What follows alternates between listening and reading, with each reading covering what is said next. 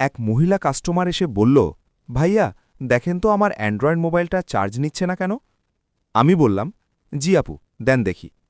তারপর কাস্টমারের হাত থেকে মোবাইলটা নিয়ে প্রথমে চার্জারে লাগিয়ে চেক করলাম। দেখি সত্যিই মোবাইল কোনো চার্জ নিচ্ছে না, এমনকি অ্যাম্পিয়ার মিটারে কোনো রিডিংও দেখাচ্ছে না। আমি তখন কাস্টমারকে বললাম, আপু, মোবাইলটা খুলে দেখতে হবে, ভেতরে কোনো সমস্যা থাকতে পারে। কাস্টমার রাজি হলেন।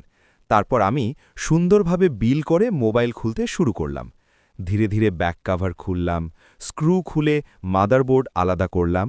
চার্জিং পোর্টের দিকে ভালো করে তাকিয়ে দেখি চার্জিং পিনটা ড্যামেজ হয়ে গেছে।